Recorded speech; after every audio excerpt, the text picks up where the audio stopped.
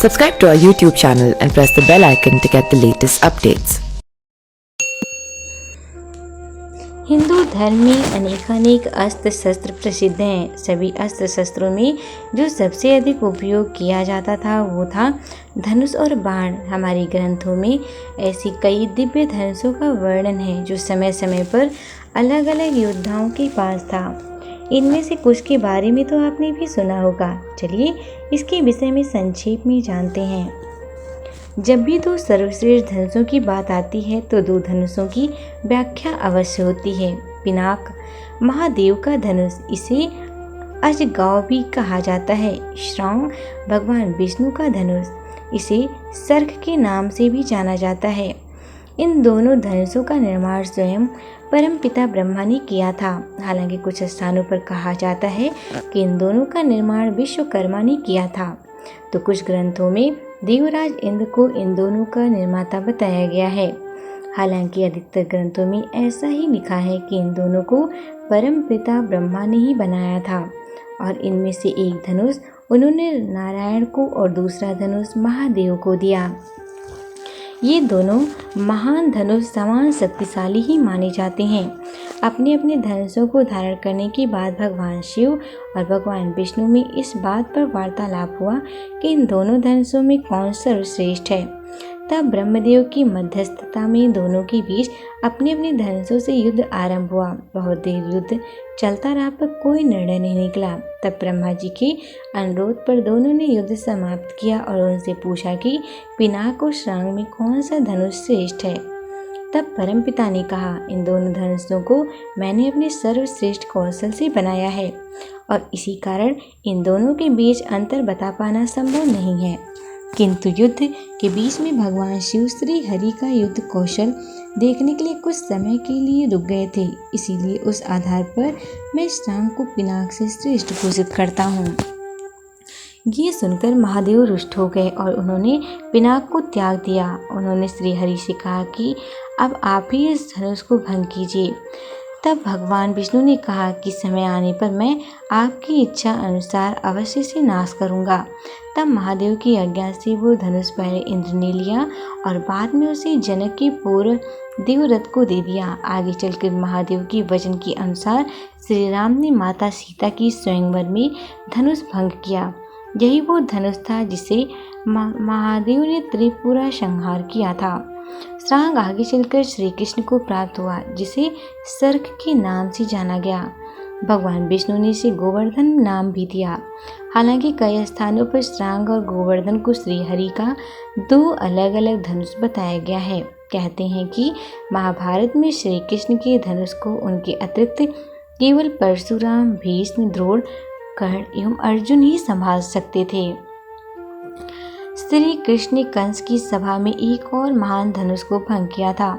मान्यता है कि वो धनुष भी भगवान शंकर का ही था।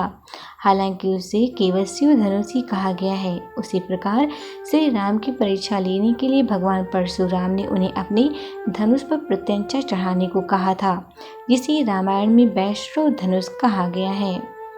कोदंड, ये श्री राम का धनुष था। इसकी शक्ति के बारे में क्या कहें। ये वही महान धनुष था जिससे श्री राम ने असंख्य राक्षसों और अंततः रावण का वध किया था। संसार के समस्त दिव्यास्त्रों और उससे भी अधिक सभी महाअस्त्रों को धारण करने में ये धनुष सक्षम था। इसके निर्माण का बहुत अधिक वर्णन नहीं मिलता, किंतु कुछ स्थानों पर कहा जाता है कि ये धनुष श्री राम को महर्षि विश्वामित्र से प्राप्त हुआ था।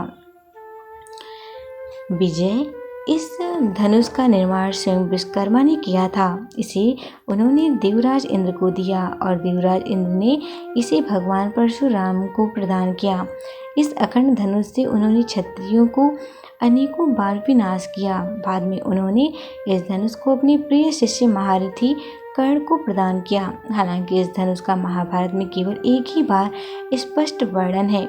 महाभारत के अनुसार युद्ध के 16वें दिन कर्ण ने इसी धनुष से अर्जुन से युद्ध किया था। ऐसी मान्यता है कि इस धनुष के प्रत्यंचा को काटना असंभव था।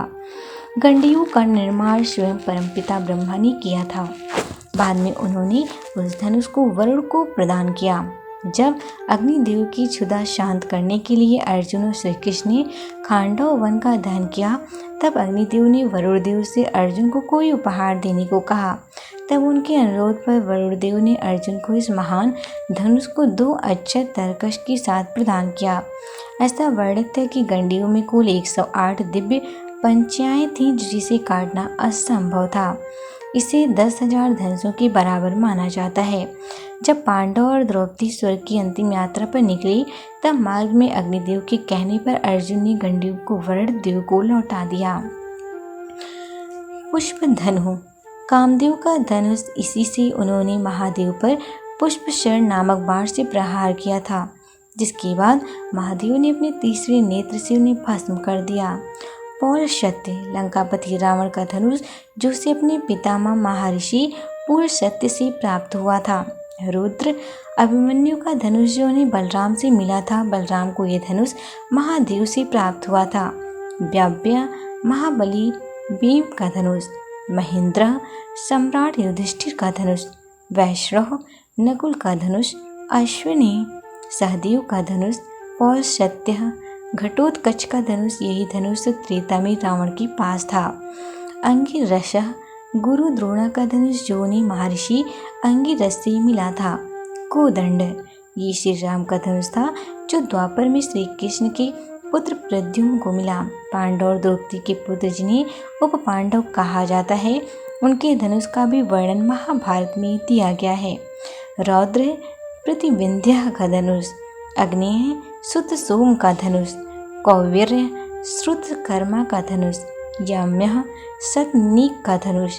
ग्रीश, श्रुतसेन का धनुष।